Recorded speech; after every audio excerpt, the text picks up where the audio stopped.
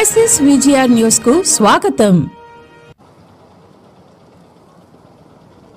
అసెంబ్లీలో వెంకటగిరి శాసనసభ్యులు కురుగుల రామకృష్ణ మాట్లాడుతూ గతంలో వైసీపీ హయాంలో భూ కుంభకోణం జరిగిందంటూ శాసనసభ్యులు కురుగుల రామకృష్ణ తెలిపారు. కురుకొండల రామకృష్ణ గారు.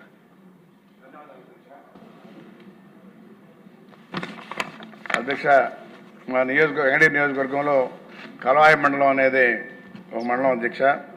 అయితే ఆ మండలంలో భూ కుంభకోణం జరిగింది అధ్యక్ష. వెంకటగిరి నియోజకవర్గం కలవాయి మండలంలో 1924 మధ్య వైసీపీ హయాంలో 1000 ఎకరాల భూములు రికార్డు తారుమారు చేశారు అధ్యక్ష.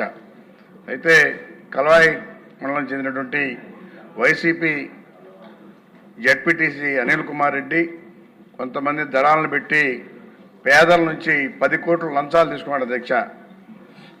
ఆ డబ్బంతా కూడా వీళ్ళు పంచుకున్నారు అధ్యక్ష.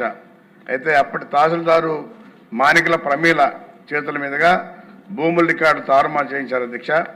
అయితే ఉదాహరణకు 10 ఏళ్ల కిందట చనిపోయినటువంటి కలవాయికి చెందిన బచ్చల దమయంతి పేరు మీద కేశవనేనిపల్లిలో స్థానికేతరులు డీపాం పట్టా పుట్టించారు అధ్యక్ష.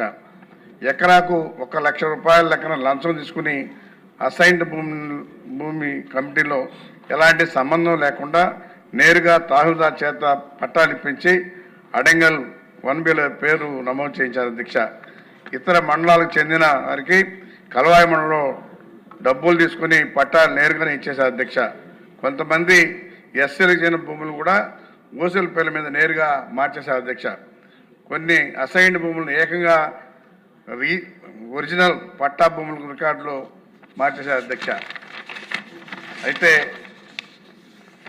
వారసత్వ భూములు కుటుంబ సభ్యుల పేరు మీద మార్చేటప్పుడు రిజిస్టర్ కార్యాలయాలకు చెల్లించాల్సిన 1% మ్యూటేషన్ ఫీజును కూడా తహసీల్దారు తీసుకుని పాస్బుక్లు ఇచ్చేశారు అధ్యక్ష.